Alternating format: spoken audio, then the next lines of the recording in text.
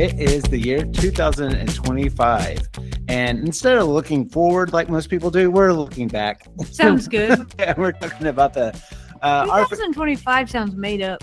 It does. Yeah, it's very much like that Conan O'Brien skit in the year 2000. You don't remember that? No. In the year 2000. Yeah.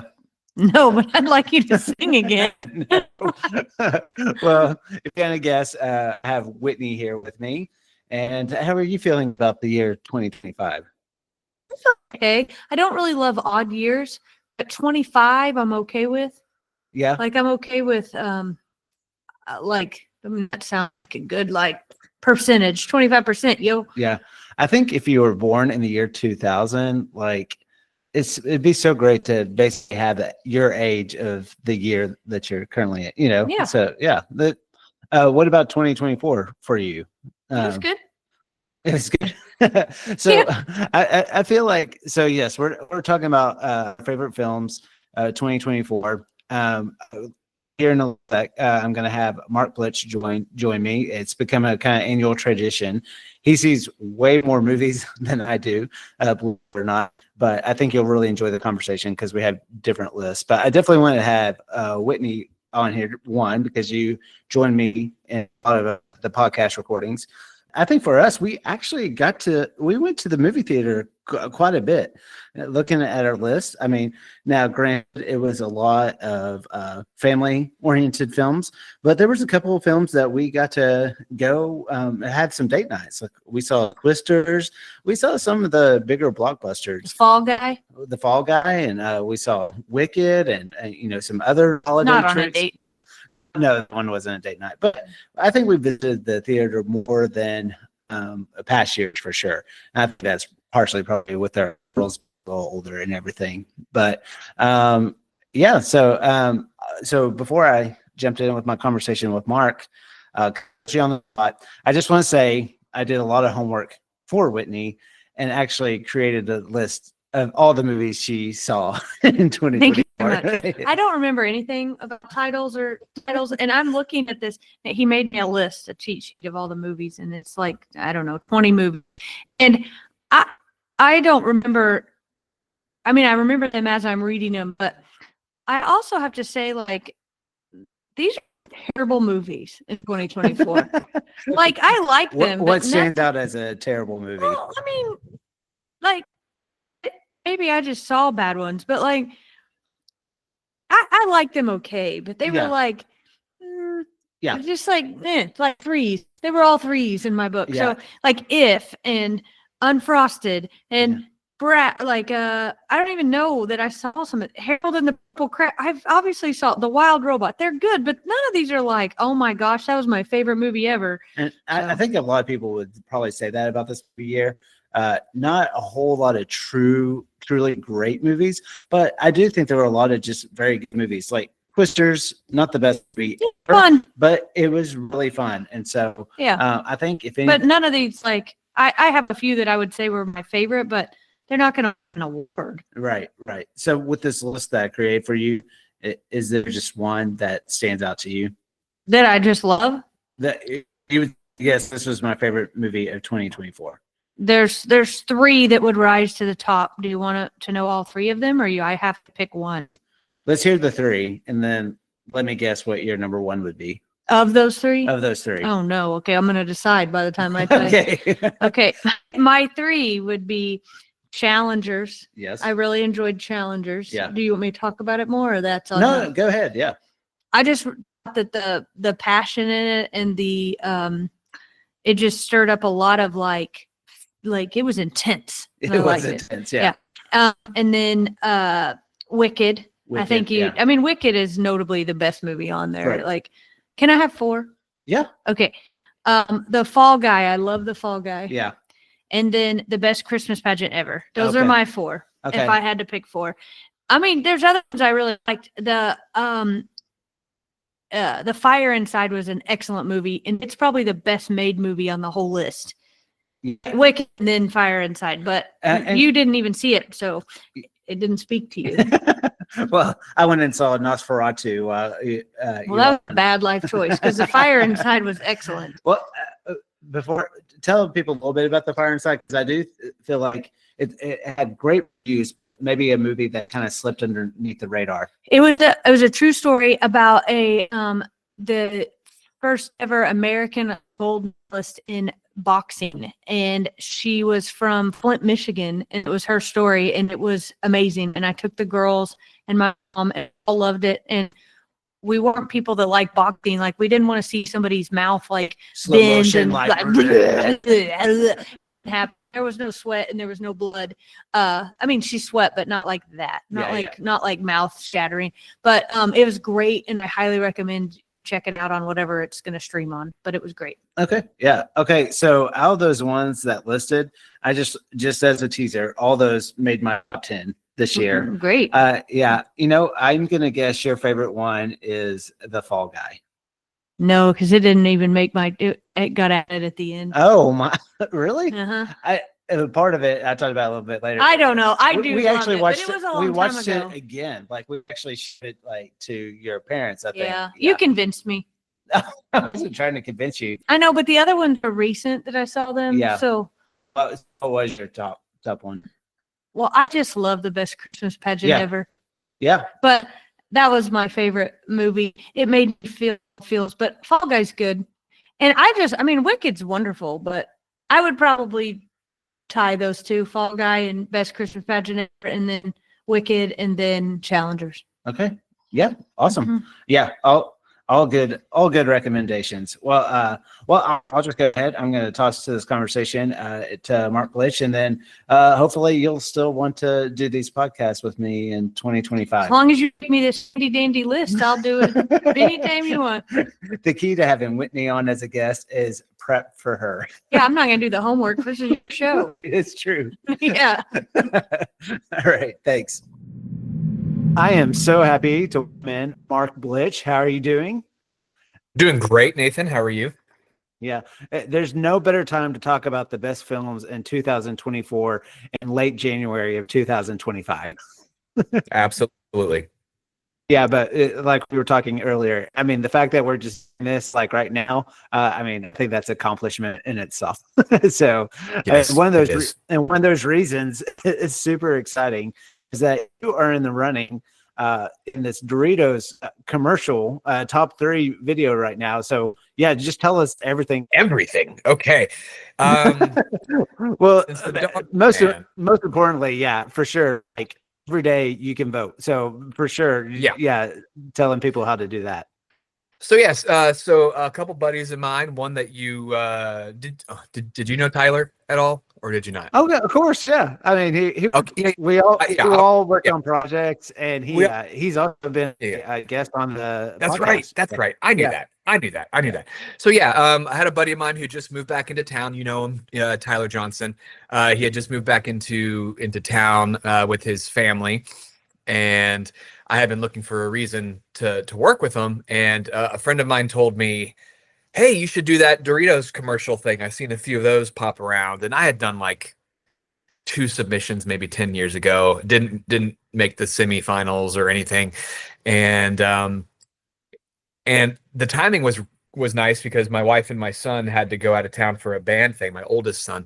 And so while they went out, and I had written the script kind of like, I had just kind of thought of an idea, didn't think much of it, but just, game nights, universal for everybody. So I wrote the Charades script and then recruited my son. He always wanted to be in my videos. I had my oldest son be in a viral video about 11 years ago. I always felt like I owed it to him to try to have his own crack at it. And so kind of bribed 2 actors, Tyler and Cass.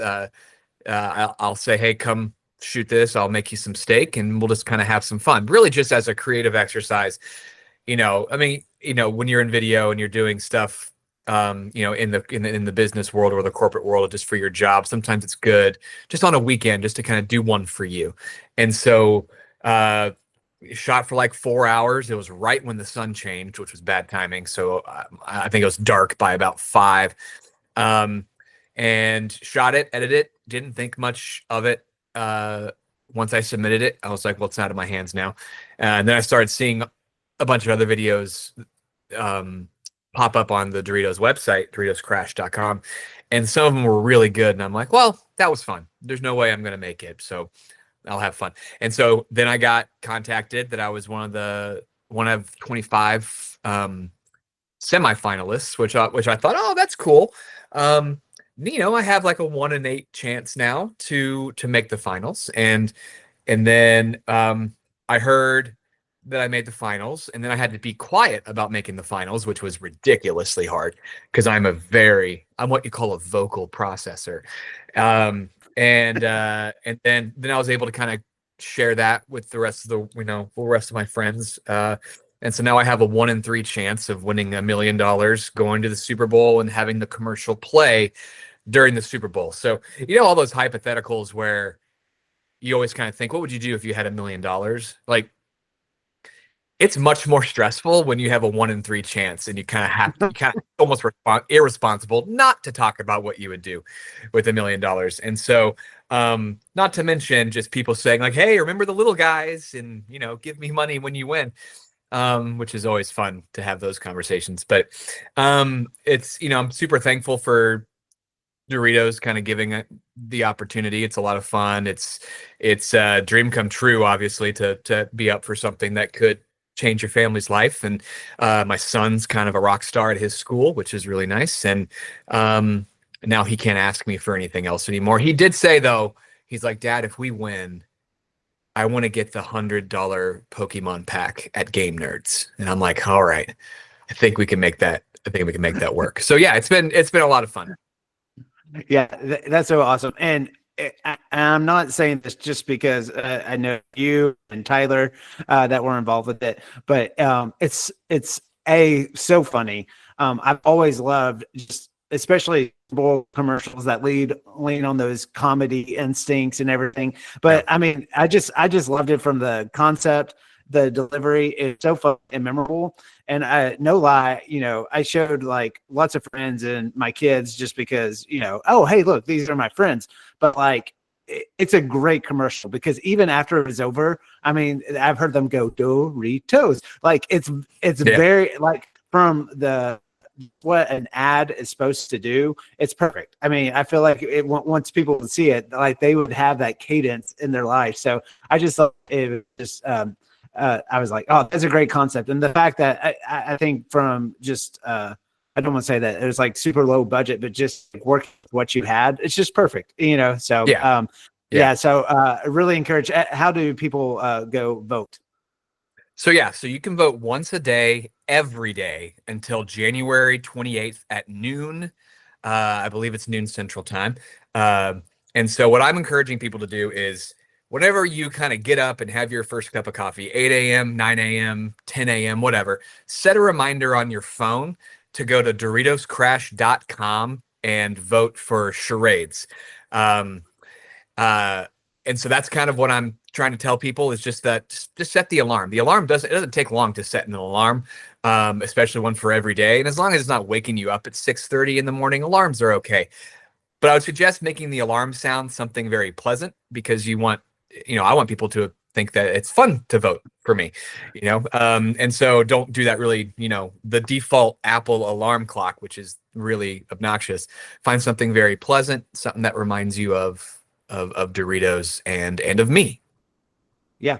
And it's also, I just want to say, super easy too. It's not like one of those contest things where you have to fill out like long survey or whatever. You just hit vote, you put in your email, and you won't get spammed unless you clicked and you want to get spam, but super easy. So literally like a 5-second process. So just there's no reason not to do it is basically what I'm trying to say. Like the excuses that people may have, there's really, you just don't want to do it, and you don't want, a suburban dad to take care of his family. That's what it sounds like to me. Yeah. And I mean, and you don't want God to look down upon you in disfavor either, so you might as well do it. Yeah, no, I'm not sure if that's necessarily like theologically accurate, but just in case that somehow me winning $1 million and going to the Super Bowl is somehow in line with God's plan, I don't know. And then go go ahead and just do it just to make sure. I'm gonna go to hell for that. Yeah. No. But yeah, yes, we're obviously talking about here, but I'll put a link in the notes as well so people can go out and do that. So okay, so just real quick, I don't know what 2024 looks like for you as far as movies go. I generally, for me, I thought I was interesting pulling the kind of top 10 on my list. One, I want to kind of say that like there's still a lot, especially those front like Oscar contenders. I haven't seen yet. And so I thought 2024, not a lot of like great movies, but I thought a lot of very good movies that were just right on the cusp of being great. That's kind of how I felt like 2024 was.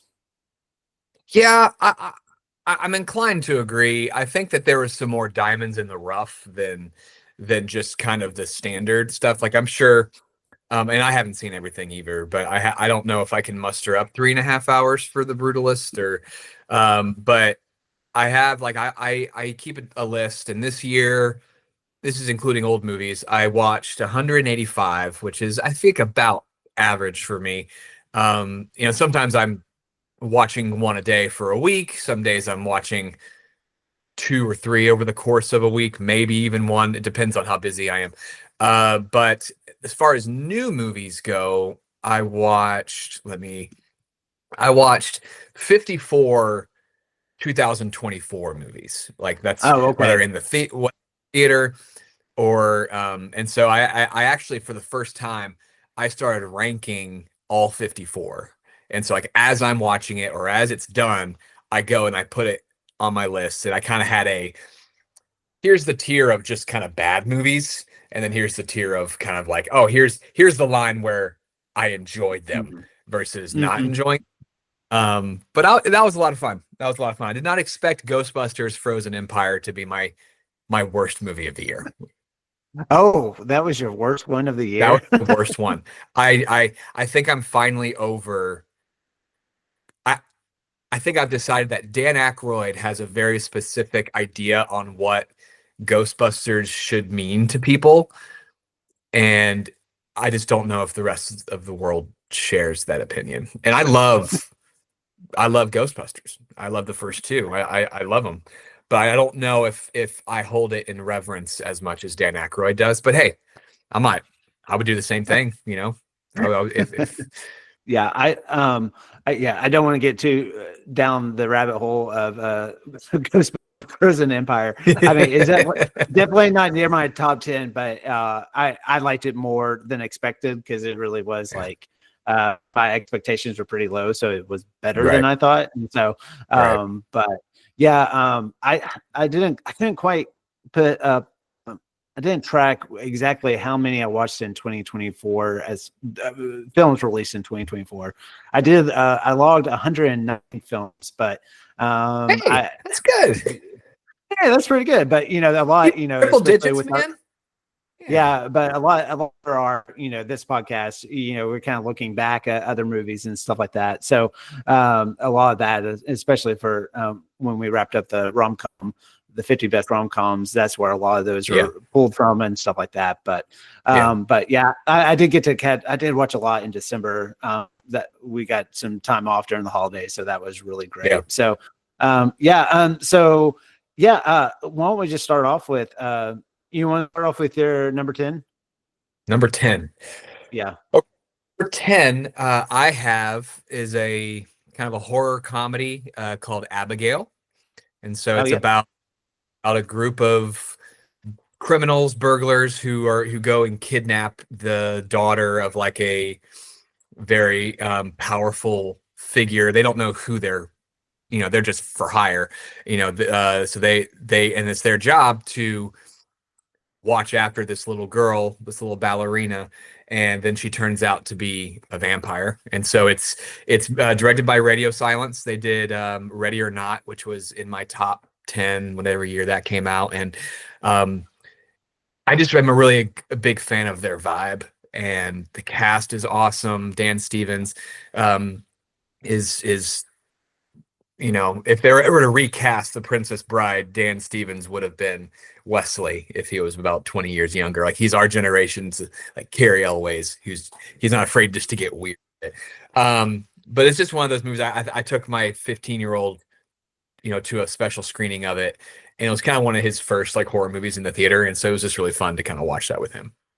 Yeah, that's fine. I haven't seen it. I feel like it's gonna be a lot for your top 10, but I too loved Ready or Not. Like, I think I watched it based on your recommendation, and I loved it. So that's like, I'm sure I would really like that movie. But yeah, Ready or Not was it might have been one of my favorites from the year. But yeah, I need to check that out. So my number 10 is kind of, this is the only time I'm doing it. It's actually two movies. It's kind of a tie, but cheap. but they're both documentaries, and they're both about people that just played a pivotal role in my adolescence and watching entertainment. The first one is Steve Martin, a documentary, 2 pieces, and then Jim Henson, Idea Man. So I grew up on all things and Jim Henson and the Muppets. Still appreciate everything that Jim Henson did, contributed to everything. Both very well made. They're different documentaries for sure. I would also say both of them, certainly the Steve Martin one, I kind of was curious about, if you didn't love Steve Martin, how much you would like buy into it because it's long. I think the 2 pieces together are about 8 hours. But Jim Henson, Idea Man, it was directed by Ron Howard, and so there's a slickness to it. It came out, it's through Disney Plus, and so there's a sharpness to that. But anyway, if anything, it's a celebration of the creative process and 2 men that just have very much it really explains my comedic sensibilities watching it and stuff like that. And both very accessible. And I think for Steve Martin, I think always had a reputation of being, you can even see it through the documentary, being, I mean, you have his persona on screen, but he seems actually very introverted in life. And I think he used to be really, really guarded. And this one is, he truly kind of lets his guard down a little bit. So it's kind of nice to see. And I'll say with Steve Martin, one of my favorite scenes in the documentary, and one of my favorite movies of all time is Planes, Trains, and Automobiles.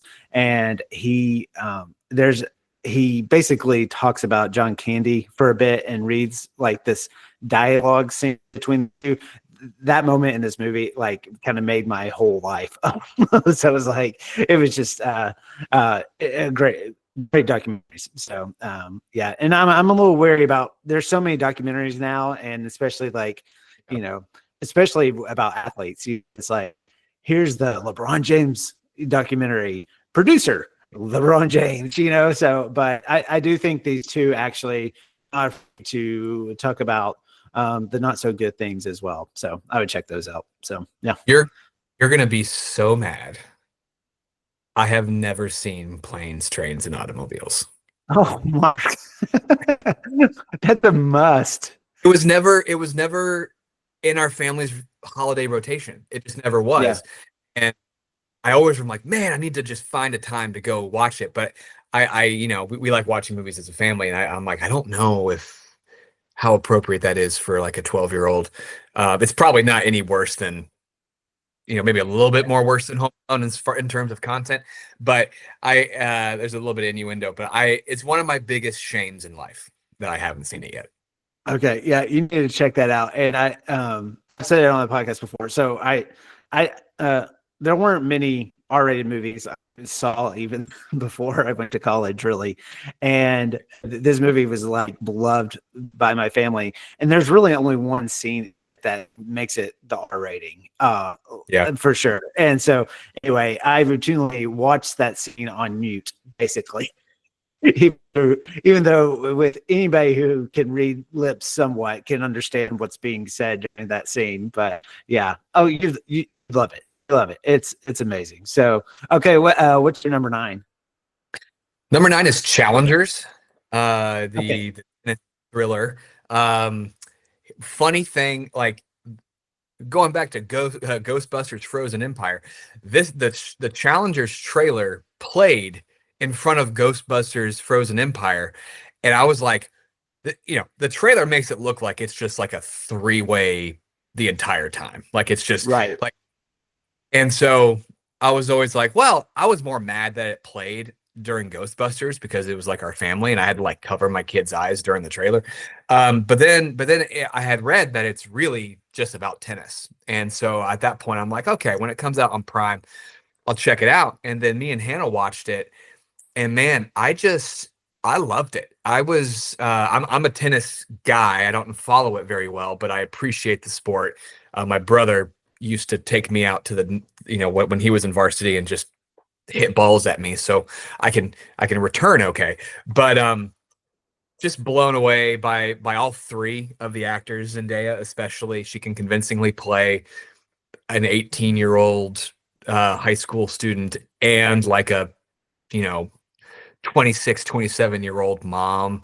And she's so there's a lot of just like mental manipulation, and the movie is very much a volley back and forth between it's very much edited like a tennis match. And then the ending took me out of it just a little bit because it kind of ends very abruptly and it doesn't kind of give you the resolution you want. But then after kind of letting it sit, it kind of works.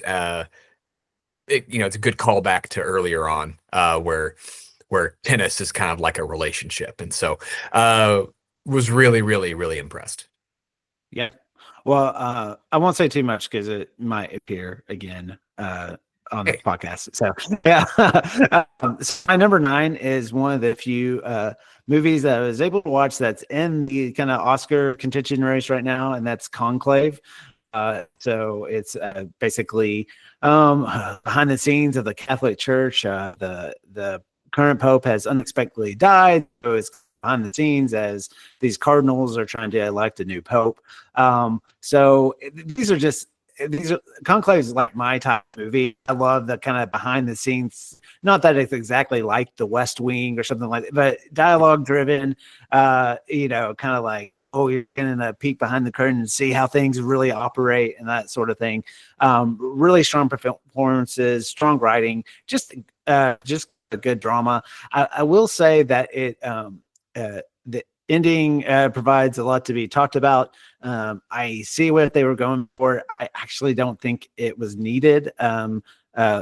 Politics aside of where you lean on things, it was almost like one of those moments where you're like, okay, you were creating something great and you just had to add one more thing to, but overall, I just really liked it. I don't think it's going to win Best Picture, but it's also beautiful to look at, just the cinematography and just these, old buildings. And I really liked it. This is Bo Gatlin, the guy from the Footloose episode. My favorite movie of 2024, Dune Part 2. I actually only made it to the theater 3 times this year, which is way less than usual. And confession time, I may have even watched Dune Part 2 on my iPhone. I know, it's a massive cinematic masterpiece type movie, but honestly, it was still great to watch on the phone. It's just a fun, big world to jump into, and I really liked it. All right, so number 8 for me was Longlegs, and so that's it's a horror movie directed by Osgood Perkins, who's the son of Norman Bates himself, Anthony Perkins, and every single one of his movies generally has something demonic in it, or more, not even demonic, like explicitly the devil. And so, but I couldn't resist it because of Nick Cage, playing Longlegs, and it plays out a lot like The Silence of the Lambs, and then it kind of takes a Lynchian turn into the supernatural.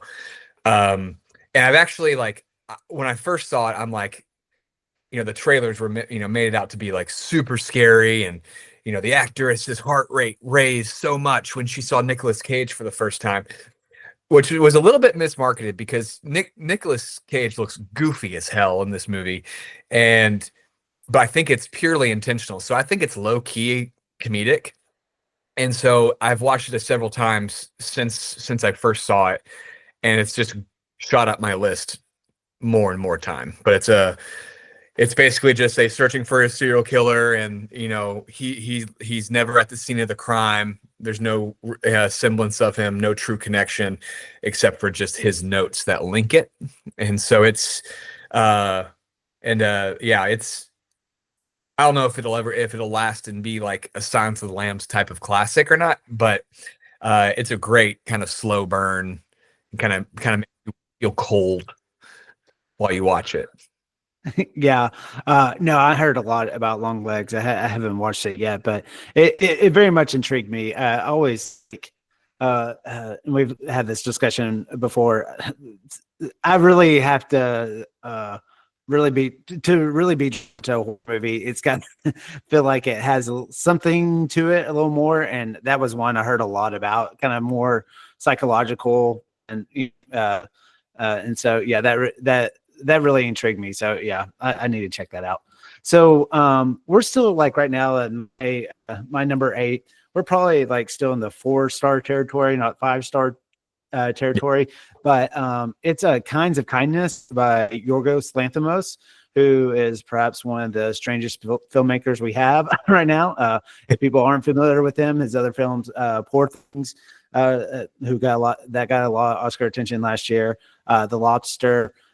Anyway, he is just kind of a one-of-a-kind person who has a very unique point of view.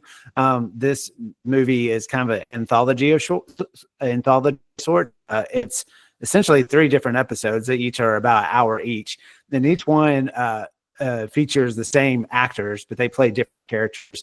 And there's kind of a through line between the 3 stories, but they don't really connect. And it's one of those movies that just lends itself to kind of talk like, oh, which story was your favorite? Why was it your favorite? This movie definitely, some things work better than others. But I just think, like a lot of his movies, it was one that really stuck with me. And just, it was fun to see Jesse Plemons. Why am I just forgetting her name? She was in Emma Stone, Willem Dafoe, Margaret Qualley's in it as well. But just to also see them as different types of characters in each one. And anyway, it's so weird. Like a lot of his films, it's not kind of the film I would like show to everyone. If Whitney watched this movie with me, she probably would like want me to get my head checked. I enjoyed the film, but anyway, that is number 8 for me, and it's on Hulu, so you can easily go seek that one out. Okay, yeah, I just watched Killing of a Sacred Deer, and for the first time, and like that might be my favorite Yorgos one. So I haven't watched Kinds of Kindness. I started it again, I think on a plane, and then I realized this is not a plane movie, so I need to. Yeah, you don't want to have. Yeah, it's one of those movies. You're always a little wary of who's sitting next to you and where they might like see your screen, and yeah, so someone might report you on the plane if they saw you watching that. Hello, all. This is Kyle Radford, half of the sometimes functional Second Best Picture podcast.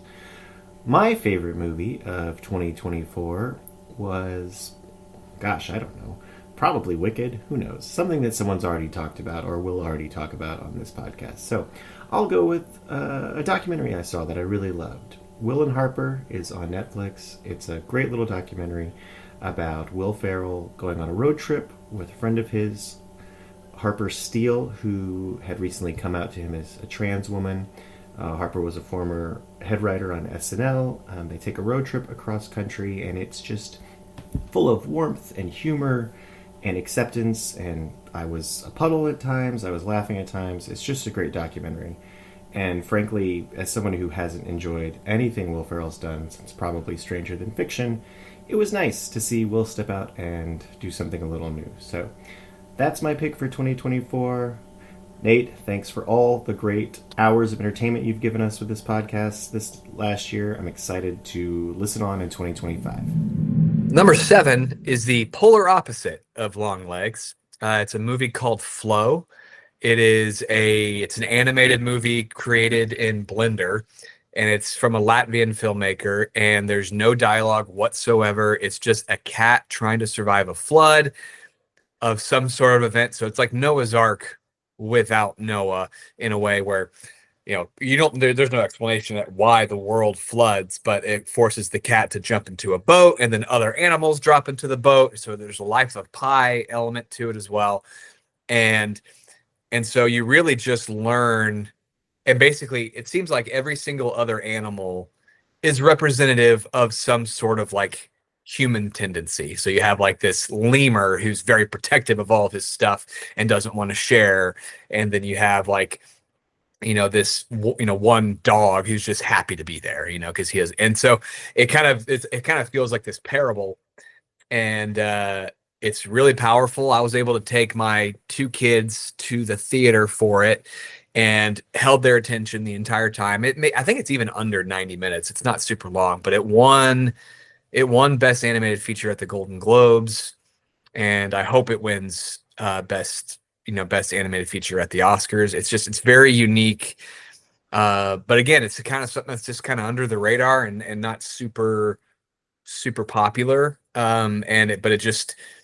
It stuck with me to where I kind of just couldn't stop thinking about it. Yeah. I honestly didn't know anything about it until it won that Golden Globes award. So like, what theater did it play in your area?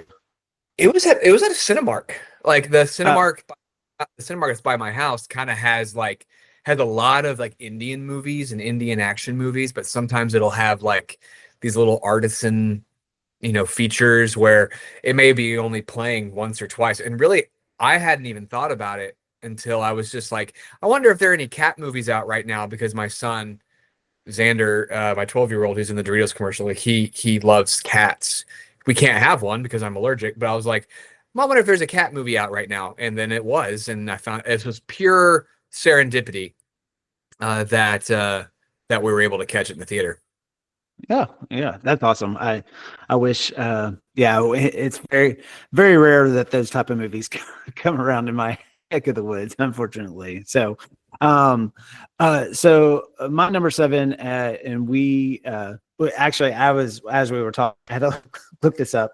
I don't know even if you remember this, but it's actually a movie we talked about with one another on this podcast, but it's similar. So, do you even remember that we had, like, when I saw that, I was like, that happened this year? Yeah. But March or April, I think. Yeah. So anyway, I guess, I'll encourage people to listen to that episode to really hear all our thoughts. But once again, kind of similar to Kinds of Kindness, just a movie that I thought about a lot after it was over. Still thinking about it, especially I'll just say, like, after this election cycle, couldn't help but think about it some more, but also loved it because of almost, and we talked about this, like the creative side of not just photojournalists, but anybody who's ever kind of been behind the camera of trying to get that perfect shot. I like that aspect of it. And so, yeah, that's my number 7. Okay. What's it? Number 6. Number 6 is Zoe Kravitz's debut feature, Blink Twice. It's a kind of psychological thriller about these 2 girls who go to a billionaire's, who was just previously canceled, billionaire's kind of private island, where they get to engage in all forms of debauchery and drugs and kind of live in the lifestyle. And it's a lot about but there's something powerful in it too, where it talks about like what forgiveness looks like, what forgetting looks like, and how to some people forgiveness is forgetting, because you literally forget what happens. And there's a lot of like, hallucinatory, is that even a word? I don't even know. Imagery. It's got a great cast. It's got Channing Tatum, who, if I had a vote, would be in the supporting actor category, because there's like a monologue that he gives at the end that's like the best he's ever ever been. And I've always been a big Channing Tatum fan, but this kind of to see him use kind of his goodwill to play someone who's got a little bit more of a darker arc it was very subversive in my mind for him. And but Christian Slater's great in it. Kyle MacLachlan shows up. Haley Joel Osment. I mean, like it's got some people that like have kind of faded from the public eye, or who aren't as, obviously as famous as Channing Tatum, but it's just a really well-written, well-made, and I think it's up so high on my list because it's a debut feature for Zoe Kravitz. And she's got a really great understanding of story and pacing and kind of haunting imagery. It's definitely on the nose. I had someone tell me that this is what Promising Young Woman should have been. I really liked Promising, but it has a little bit more and there's some stuff. It's actually it's the first movie where I feel like it kind of earned the trigger warning it shows at the beginning. A lot of times I'm like, anytime there's a TV show where it's like, this episode depicts suicide, which then spoils that there's suicide in the episode. But it actually talks about like, power dynamics and, sexual violence. And so it was kind of good for me to kind of get my mind around it beforehand, because it would have been, there's a couple scenes that are pretty uncompromising, I guess is the best way to say it. But it just kind of stuck with me. I saw it and then I had it outside my top 10, and then I saw it again and I had my wife watch it with me and kind of elevated it up a little bit in my top 10. Yeah.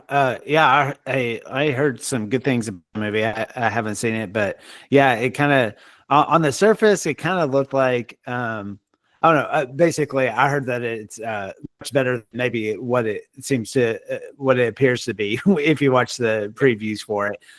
So yeah, I heard some good stuff about that one. Okay, so my number 6, and I'll tell you, I'm a little, I'm kind of on the about it because just because it obviously seems to be having like two camps with it, but it's Wicked. And so it's one of those, and I don't know about you. So I think we've been able to go to the theater a little bit more than we used to now that the girls are older, and not just taking them with us, but also just, it's just easier to do maybe like a date night sort of thing. And so it's really hard for me because I do enjoy the theater going experience so much that sometimes I feel like maybe it clouds my judgment of the movie. So, and I just say that because I've listened to a lot of podcasts about Wicked, and, it does seem people love it, but the people that didn't quite connect with it, it's one of those where I hear you. I actually understand, why you might not have liked it so much. I can maybe see the faults, but I think from a musical standpoint, I just really enjoyed it. Especially Ariana Grande, was the big surprise for me in it. I thought she was really, really good in it, as well as the other actors in it for the most part and stuff. And so anyway, but it's one of those, I love musicals. If you're not a fan of a musical, I don't know if this is the one I would push on you, but I'm real interested to see what the second part looks like, because I feel like it might go into some darker territory. But I mean, I just can't deny, even though I have some faults, that I just got wrapped up in it when we saw it in the theater and just really enjoyed it. And so, yeah, that's my number 6. But if somebody were to argue with me about why I shouldn't be on there, I'd be like, I definitely hear what you're saying. So, yeah. Apologize for your taste, Nathan. You don't owe anyone. Yeah, I'm just saying, in my lack of films I've seen in 2024, I don't know if Wicked would quite be number 6, but I just had to go off initial feelings. Hey everybody, this is Terry Lackey. Jennifer Graham, my sister, and I talked about Silver Linings Playbook earlier this year with Nathan, and it was a lot of fun, but I never want to do it again. I'm on my porch in 16-degree weather in Chicago, so I can keep this nice and short. I saw 2 movies last year. So between the two, I'm going to pick Conclave as my favorite movie because I loved the ending and I loved the strength of the nun. See ya. Number 5, I have Strange Darling.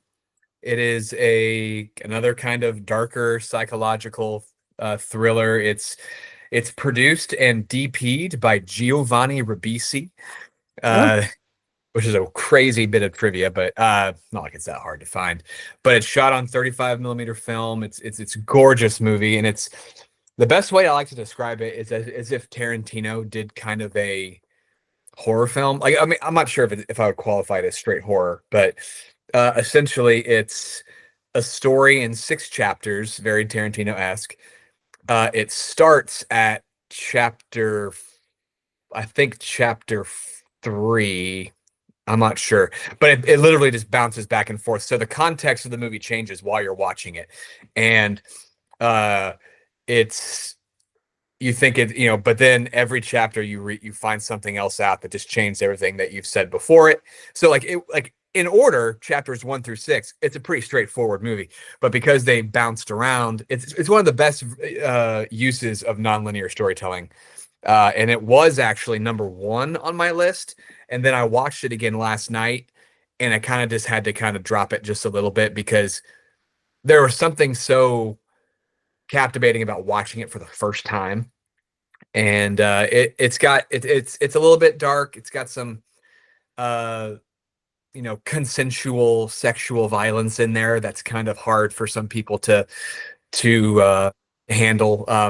They're not good people either the 2 leads in this movie, but Kyle Gallner is an actor that he's been kind of one of those like indie actors that, I mean, he showed up in the reboot of Scream. He was in Nightmare on Elm Street reboot back in the day, Jennifer's Body. He's kind of like a horror it guy, like a final, and he was in Smile as well. And he plays one of the leads. The other actress is fantastic. I think she's in Reacher, which I haven't watched.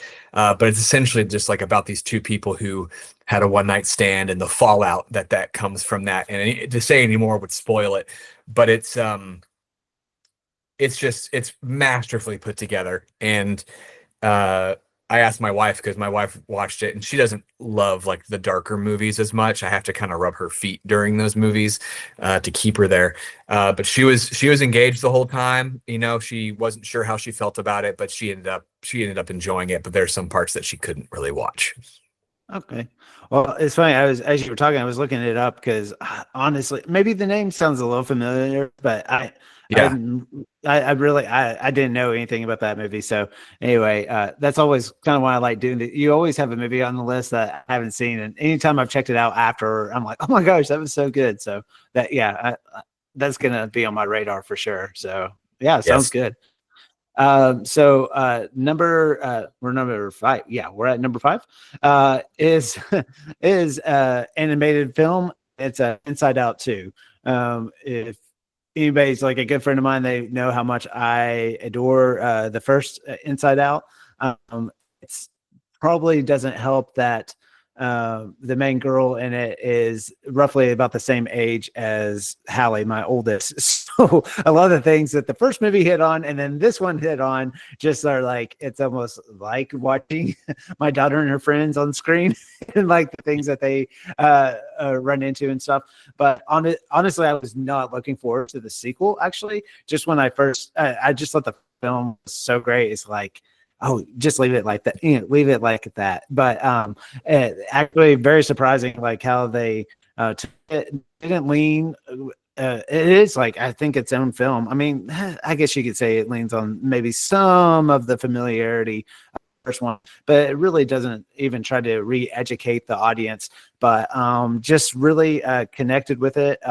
Just found it really funny. I still like the first one a little bit more, but yeah, I think a lot of people have seen Inside Out too, so I'm not saying anything that's like rocking the boat here. But yeah, that's my number 5. It was number 12 for me. Like, I loved it. Like, I think it's it was such an important seminal movie, the first one, for like my family and how we talked about emotions with our kids and stuff. So nothing will top it, but it was such a worthy continuation of it that it's almost a minor miracle in and of itself.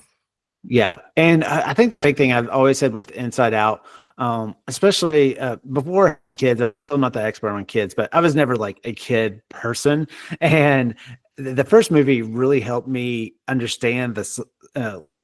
The makeup of kids, younger kids that age and stuff like that.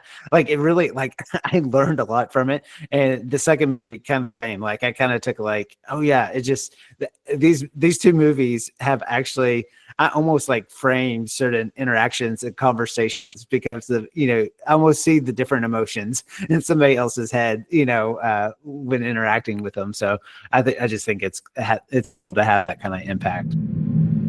Hey, I'm Catherine Everett. I was on the You've Got Mail episode, and my favorite movie of 2024 was Wicked. Because, hello, Wicked. No, huge musical theater fan. I have loved Wicked for 20 years.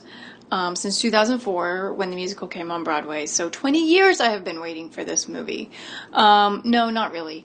I had low expectations, but I thought they nailed it. It's beautiful. 5 stars.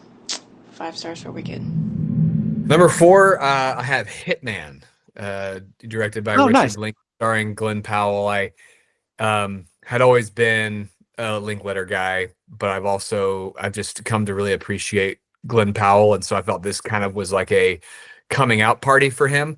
The script is a little rudimentary, I suppose. It definitely feels like I know Glenn Powell has a writer's credit on it.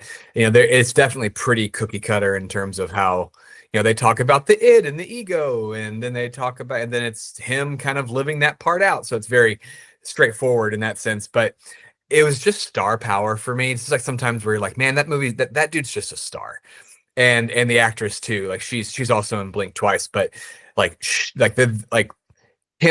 movie is just pure chemistry, and it's kind of like how you are with Wicked sometimes, where there's like, I know objectively it may not be a top 10 movie or say, but like every time I watched it, I just smiled. It just it moves, it pops, it crackles, and I just enjoy watching it. So it you look past it's weird how like you can look past flaws in movies you want to like, as opposed to movies that like, oh, well, I can pick this movie apart if I really want to, and you kind of feel like a douchebag for doing it. But when it's a movie that you just vibe with, like don't underestimate vibes. Like vibes are a very important part of the movie going process and experience. And so I'm not ashamed. You may be ashamed to have Wicked at number 6. I'm not ashamed of having Yeah, no, actually, I have actually seen Hitman because, I know. I'm a big Linklater fan as well, and really ended up enjoying the movie, watching it, and I don't know. I don't think you could even say it's a fault, but I was a little surprised how it took me a bit to get into it. But then there was a moment about halfway through where, I was hooked in, and I was like, I can't wait to see what happens. And you're right about, I'm a huge Glenn Powell fan, but the chemistry between them, it's just off the charts. It's so good. And it actually, I haven't compiled like my favorite scenes from 2024, but the iPhone scene with the Notes app, I'll just leave it at that, is one of the best scenes I think from this year, just from a comedic level and how to move the plot forward and everything like that. So yeah, Hitman definitely very entertaining. I think people should check it out for sure. So my number 4 film is actually probably one of the most enjoyable experiences I had in the theater, but Whitney and I went and saw The Fall Guy, and that's my number 4. So to say, we actually caught it on its tail end of its run in the theater. And I think another thing for 2024, I don't know if you vibe with this, but I feel like a lot of films I saw just really reminded me of the 90s movies that we grew up on. And this it was certainly that. The blending of the action and the comedy just kind of almost reminded me of something like a Con Air or like a Face Off or something like that. But The Fall Guy is also very it knows what it's doing. It's very like tongue in cheek. And so Ryan Gosling is great in it. So funny. And I love it works as an action movie. It works as a comedy for sure. And then it also is a movie about making movies, which is a lot of fun. And that's a lot to handle. And it somehow just balances all of that out so well. And yeah, we loved it. And it was actually probably one of the few times like I think when it was available on digital, we purchased it and like watched it again. And so just purely, I mean, one of those popcorn movies, like, you know, just pure just entertainment, like just getting relaxed. So yeah, The Guy is up there for me. Oh, buddy, you're gonna be so mad at me again. I had it at number 10 of Okay. the worst of the year for me. I don't Really, it seems like this would be your type of movie. You know what? Maybe, but I think for me, it just felt so algorithm based. Like it was like, all right, let's get, you know, hot male star 1, Ryan Gosling, hot male star Emily Blunt, and for some reason, it just everything felt too much to me. And I'm mad at myself because I think I know a lot of people that really enjoy it, so I'm not being snooty about it. But I was just like, it just didn't.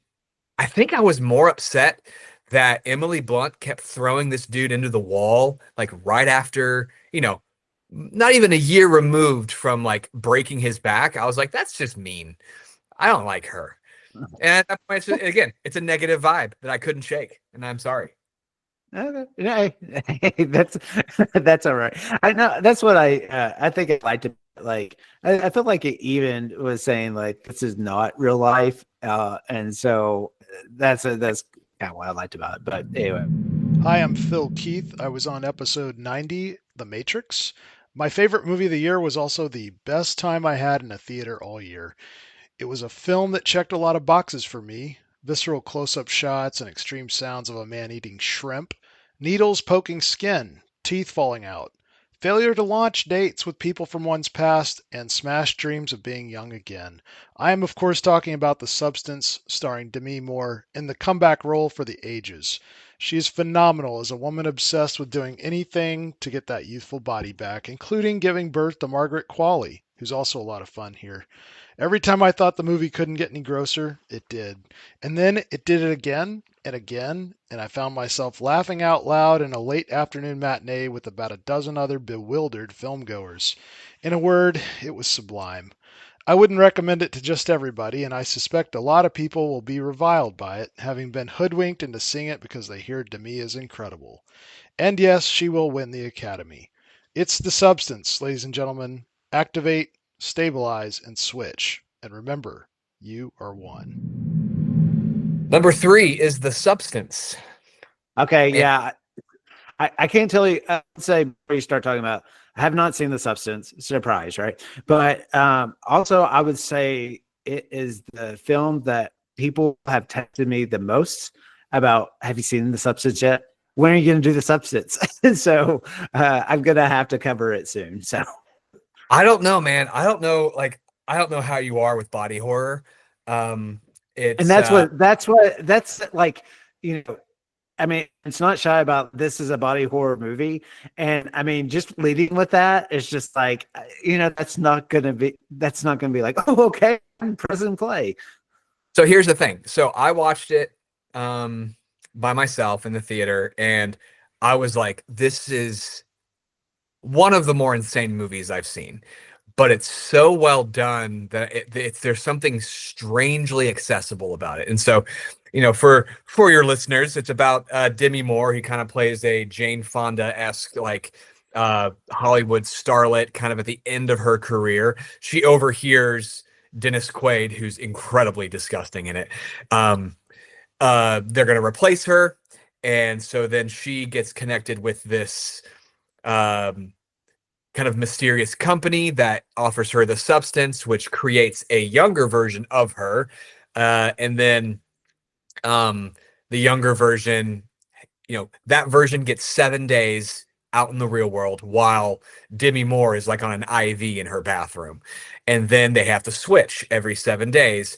Well, then the younger version, I won't spoil like too much, starts getting jealous or starts getting opportunistic and starts taking days away from Demi Moore's days, which you're not supposed to do. So then when Demi Moore wakes up, there's some more body horror kind of elements there. So there's something very darkly comedic about it. It's really like a modern day telling of like is it the Portrait of Dorian Gray? I'm not 100% sure, where like the painting ages, but that person never does. So it's all about vanity, what aging looks like in Hollywood for women versus men, and just the addiction of fame and relevance. And so it's so rich thematically. And so like, again, I sat my wife down because I'm like, hey, and I was taking a risk here. I'm like, I want you to watch this movie. It's insane, but I think you'll really like it. And so for the first about 75% of the movie, she's like, I'm in. Like, I'm in. This is so unique. It's so different. There's something funny about it to where it's not super, it's still horrific, but it's kind of like The Fly, like Cronenberg's The Fly too, but just with a little bit more tongue in cheek. But then the last like 25% of the movie, like my wife's like, I'm lost. Like, not lost, but she's like, I'm kind of out because it goes, and you kind of have to though. Like you can't slam on the brakes right before the last act. So it goes bonkers crazy to the point where actually that's one reason why it's not number one for me, even though it'd be a worthy number one for me. But it just goes so crazy and so hard, and it has to. And so as long as you kind of take it as this is a comedy about this, and I don't know, because you have like teeth falling out, you have like fingers falling out, like it's very grotesque in that sense, but there's almost like a bit of tongue-in-cheekness that I think makes it a little bit more accessible than some of those kind of gross for the sake of gross movies. And I actually went to go take Jackson, my oldest, to Wolfman, which is also kind of like the classic Universal Wolfman story, but told more through body horror. And it just doesn't touch the substance. Like, you can't do body horror anymore unless you top the substance, which I don't see any movie doing it for a long time. Huh. Okay. Yeah, I have to see it. Okay. So my number 3, I would say, is quite a surprise for me. It's a documentary on Netflix, but it's the Mendez brothers. Yeah, there we go. Once again, I don't know. Second watch, I feel the same way. But I mean, everybody. I'm not going to rehash the story of them, but the story of these brothers and basically the murder of their parents. I mean, we're roughly about the same age, but I mean, I just grew up watching the Saturday Night Live sketches. I grew up around all the tabloids and stuff like that, and really to have this documentary, it really does reframe everything. And I think it's a great documentary. I actually think it toes the line pretty well of not basically letting the viewer decide themselves, like basically how they would judge these cases and stuff. And especially now as a society, we just understand and just essentially like child sexual abuse, back then in the 90s, just when that was brought up, people just tend to talk it away, And so anyway, but it also is interesting because it still doesn't take away the fact that they just gruesomely murdered 2 people, and so it just brings up a lot of questions. And so I know a lot's almost kind of happened because of this documentary coming out. I didn't watch the fictional series that actually was also on Netflix either, so I can't speak to that. I'm never going to take Ryan Murphy's his name, right? I'm never going to take Ryan Murphy's framing of history as real. And so, but it was amazing documentary, and I think especially once again being younger when everything was happening, now seeing it kind of more through adult eyes, I just thought it posed a lot of questions. And it was one of those, I started late and like, I didn't even have chance to finish it. I was like, oh yeah, this will be my kind of movie of the week, so to speak. And it had me hooked in. I ended up finishing it and staying up way too late, but it was really good. So yeah. Isn't it funny how, because I grew up, around the same time, I mean, we're roughly the same age, I believe, but all those 90s crime incidents, Menendez brothers, OJ, Waco, Branch Davidian, John Bonet, like all that stuff. I remember how I felt about the Menendez brothers. I remember like, oh, they're guilty, and that's it. OJ, yeah. Because he's OJ. Those Branch Davidians were really crazy, which they were. But in watching, and being an older person now and seeing how the media framed certain things, it is fun of looking back at all these things and being like, okay, there's a lot more to this story than we were told, and it kind of makes you not trust anything anymore. but interesting how and like, because we didn't have 24-hour news cycle back in the 90s. It was all, we're just watching Peter Jennings and Ted Koppel, and we just assume all telling the truth. Not pointing as liars, but just that's, I think you get my point. Sorry. No, I totally get what you're saying there. So yeah. Nathan, the movie that we talked about was Poor Things with Emma Stone, and she, I think, won an Oscar for it. But my favorite movies this year were Wicked, My Old Ass, and Conclave. Number 2, I have The Wild Robot. And nice. it reminds me a lot of Flow in the sense that there's a lot of nonverbal storytelling, which I'm kind of a sucker for, especially in animation. I mean, nothing really tops the first, 13 minutes of Up or whatever that is. But it's just a really sweet story. And it was my son's favorite book. And we were able to go see it for his birthday and took all his friends. And it's just one of those movies. I don't really weep a whole lot, but it's just a movie that just kind of made me weep, and the struggles of parenting and being able to relate to the kids that you have that aren't even necessarily biologically yours, but just the idea of family and teaching someone.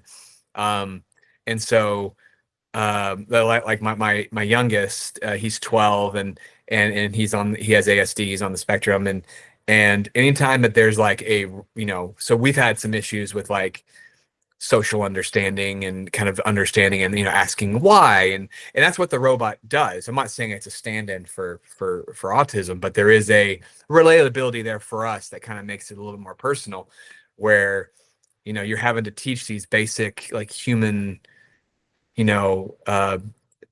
ticks and behaviors to someone who doesn't automatically understand them. They kind of have to be taught and nourished and developed. And so it was just one of those movies where it has such a big heart, and I'm just a sucker for big heart movies. Yeah. Actually, we went and saw that in the theater. It was on my honorable mention list. Honestly, like kind of a hard sell for me. Like the previews didn't necessarily like draw me in, but we had an opportunity as a family to go see a movie, and I had heard all the great things about it. And so, yeah, really enjoyed it. I mean, beautiful to look at as well. And so, yeah, if you're a parent, it kind of hits all the feels, so to speak. But really interesting. And I thought it was maybe going to be a shoe-in for best animated feature, but then this the other movie on your list came by and it's kind of shaking things up. So, but lots of strong animated movies this year, with Inside Out 2 as well and stuff. So anyway, awesome. Okay. So my number 2, I would say another huge surprise. Also probably another one that if somebody argued with me, like, I can't believe this is a top 10. Once again, maybe like I hear you, but it's the best Christmas pageant ever. And so a part of it is also kind of maybe personal feelings, not because of this necessarily, but it's a book that Whitney like grew up on. and we've read it to our kids, and that's not what we've always liked the story. It's actually a very faithful telling of the story. I mean, it was even seen. I was like, that's completely how I visualize everything in my brain. It's set in the early '80s, so maybe there's a tie-in for like this is like what the world looked like to us at those kids' ages and stuff. But I think the main reason, I mean, I just think I think it works as a film. I really like the style. I like the humor. I like the drama. I have always said, and it's almost unfair a little bit, like I haven't seen tons of the faith films that are out there that kind of have that moniker, but they're not my favorite. To say it becomes preachy is kind of a understatement for me. I don't know even if the movie is in that category. I don't know much about the filmmakers or anything like that. But to me, this movie is not even so much about church, even though it is, but it perfectly embodies, I think, the human spirit and really why people are connected to faith and why churches exist. And I won't make this like a complete dissection of my faith crisis or whatever like that, but there's been a lot of things in the past couple of years that have just made me not I don't want to say not as drawn to the church, but wary is probably a better word to use. And to me, this movie just perfectly encapsulates, honestly, and I don't make this a religious podcast at all, but really why I believe in God and why I believe in Jesus, and it's to treat the least of those as you would want to be treated. And so much of that has been lost in this world, and I know that's always been the issue, but I think we've lost sight of what church is supposed to be, and this movie just champions that spirit. And so anyway, that's my number two. All that to say, it makes it sound heavy than it is, but it is sweet, it's funny, and just even from a Christmas film, holiday film standpoint, it's going to be on the rotation now of, with Elf and along with some of those other films. So there you go. Hi, this is Brandon McMinn. I was on the When Harry Met Sally podcast episode with my podcast partner, Kyle Radford. Best movie of 2024, honestly, I think I only saw two films that were released in 2024. One was Roadhouse with Jake Gyllenhaal, and the other was Fall Guy. So I'm going to definitely go with Fall Guy being my best pick for 2024. I think Gosling's kind of having himself a little renaissance. Emily Blunt was wonderful, and it was just a fun little flick. So yeah, that's about as good as it got for me. I'm a little behind on movies for 24, but maybe one day I'll catch up. But anyway, love being on the podcast. Movies are life. Go check it out. Thanks so much, Nathan. Bye. Hey, do you mind if I kick off and tell you my number one? Just because you already talked about it. So my number one is Challengers, and you hit on every reason why I liked it. It's one of those like it's like one of the most like sexual films you'll see without ever actually like having a lot of sex in it. But it's just I just loved how it was edited. Like you mentioned, the way the actors actually play the different ages that they're supposed to be, believe it. These actors just play off of each other perfectly. Love the soundtrack. I totally get to what, and Whitney and I watched it together. When it ends, it's kind of like it's we were like, oh, really? Like that's kind of how it's going to end. But then it's also another movie, as you can see, I always like movies that have me thinking about it afterwards. But like we finished the film and we're like, that actually was like a perfect way to end that movie. And we just kind of talked about it and talked about like, wait, what, why and all that stuff. I loved it. I thought it was entertaining. I thought it was innovative. Funny. I mean, it's definitely not like a pure comedy, but it was just all the elements of film working together. Once again, another kind of peek behind the curtains of world of tennis. Apparently, I listened to a podcast, and really, it does hit on.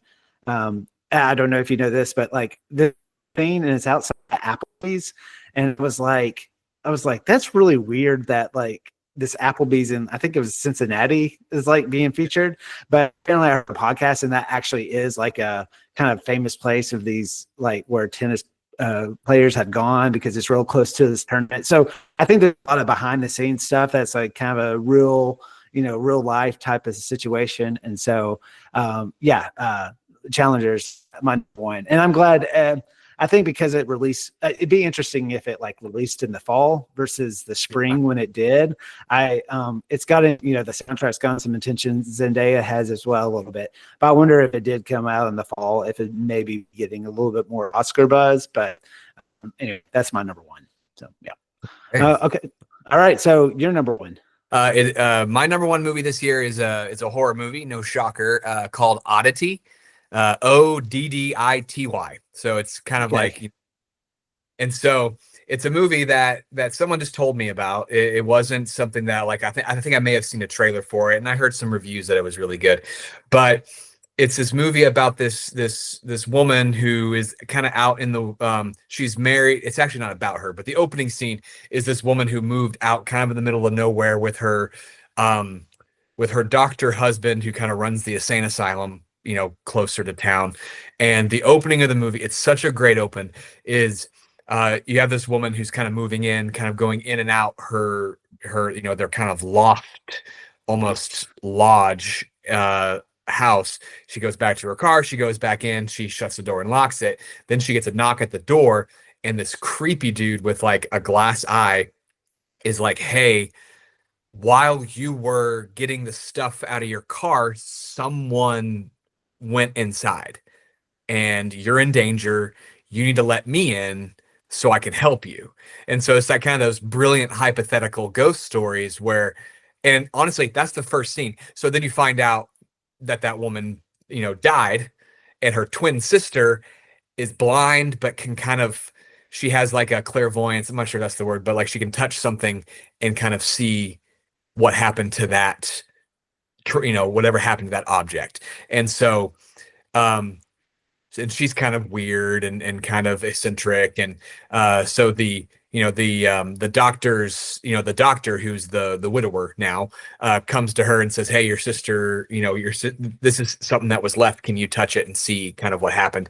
And so the rest of the movie is this kind of blind, she runs an oddity shop, so she specializes in odd things. She goes to the house and sets up this giant mannequin made of wood, and I'm oversimplifying it, and it's just creepy. And so does this mannequin, like, we don't really know anyone's like agenda at first, other than just this lady's creepy.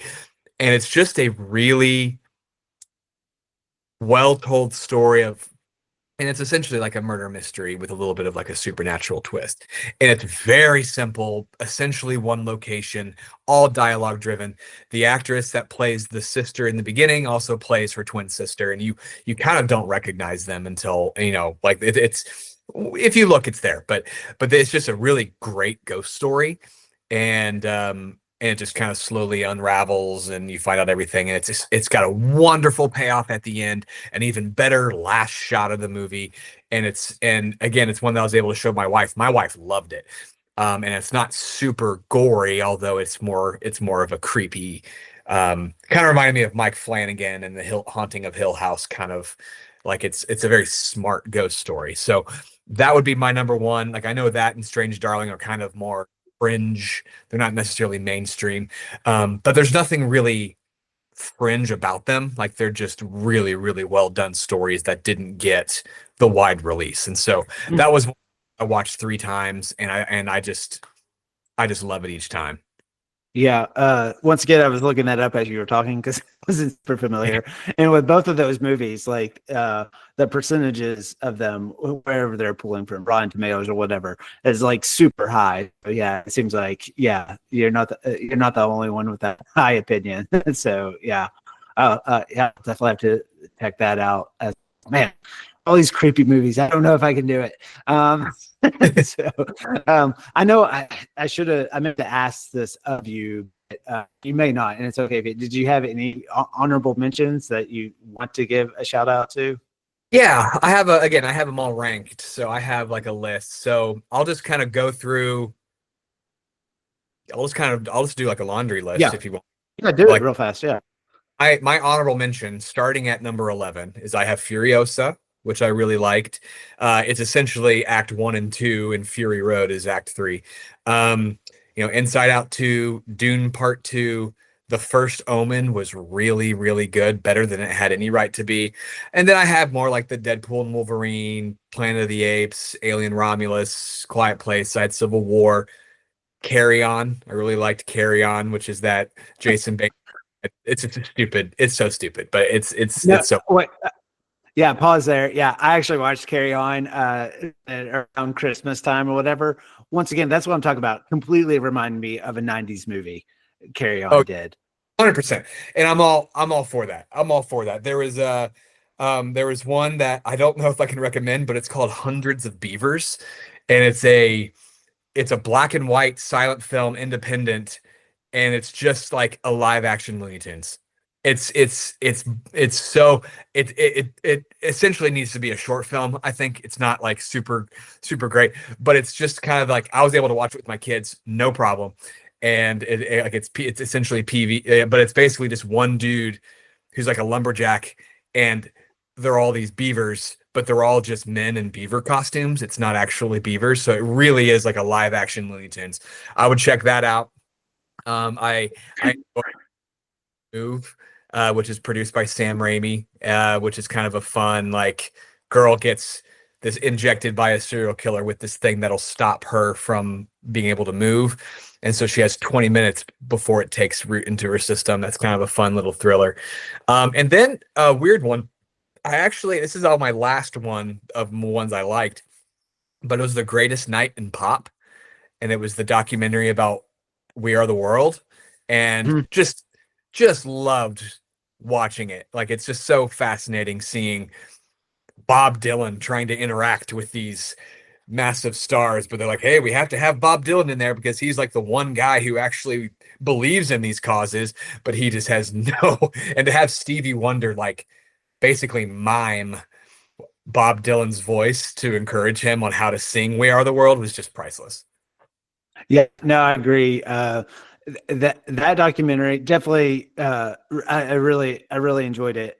And similar, I watched, it was called Yacht Rock, a documentary, DOCK, but it's on HBO Max, but very similar kind of vibe, but really, I mean, and I'm not a musician, but it's really, like, all my musician friends, I've told them to watch these two films because it's so much about the process, and but also it's a very approachable theme. It's not too like it's very accessible. That's the way to say it. But yeah, that's a good one.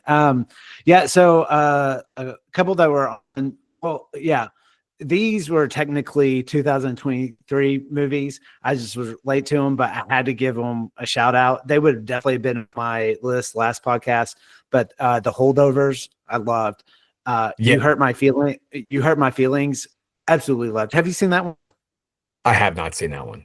Okay, I would love for you to see it because it's the premise is basically, there's a husband and wife, and the husband doesn't like the wife's new book, and so it's that tension there. Really good. Julia Louis-Dreyfus is in that one, and Zone of Interest, which like blew me away. Anyway, I had to give a shout out to those movies.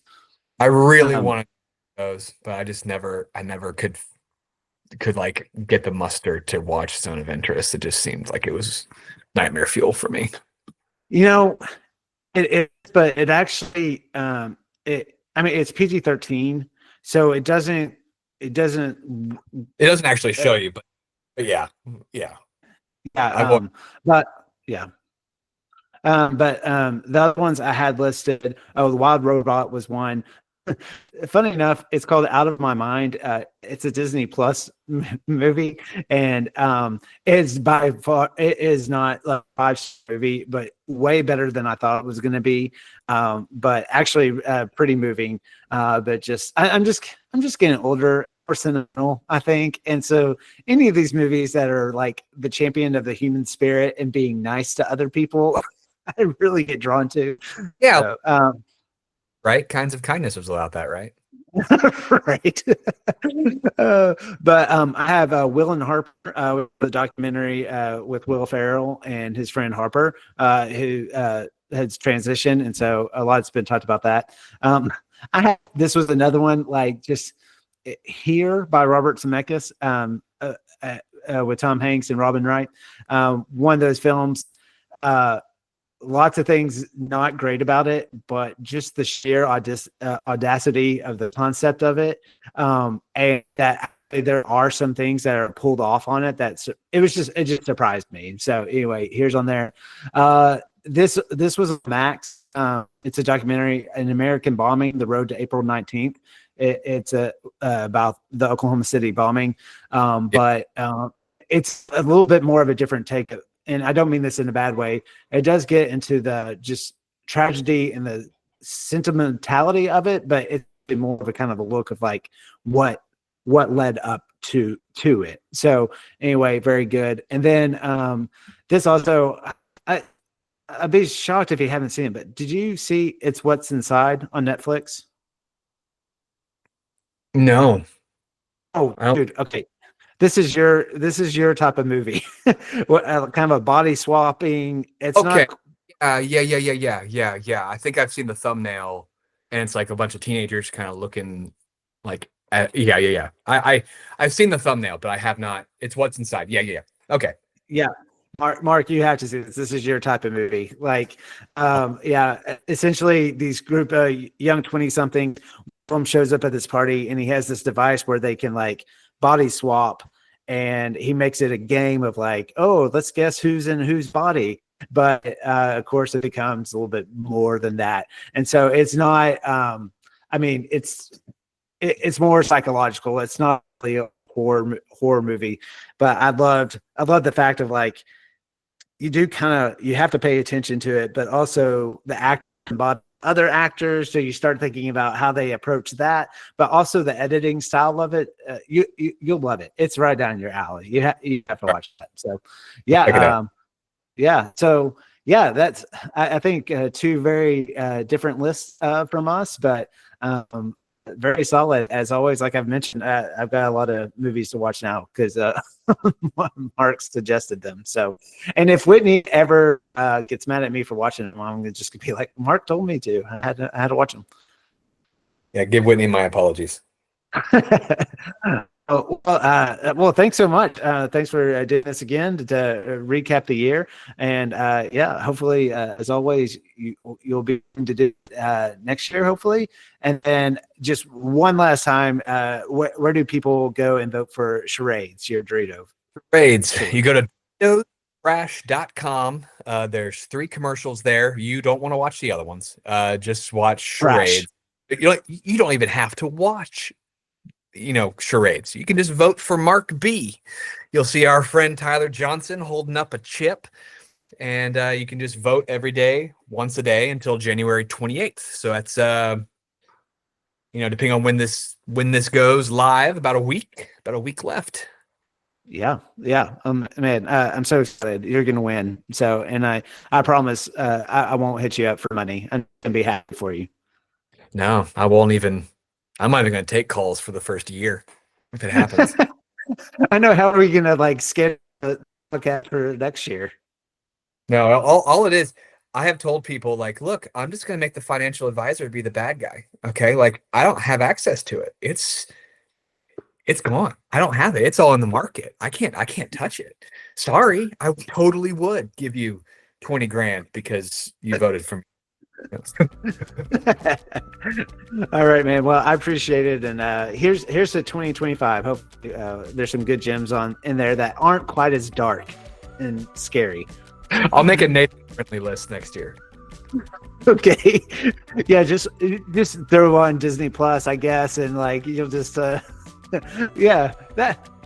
story about a girl who can't speak in a wheelchair, that will be in his top 10.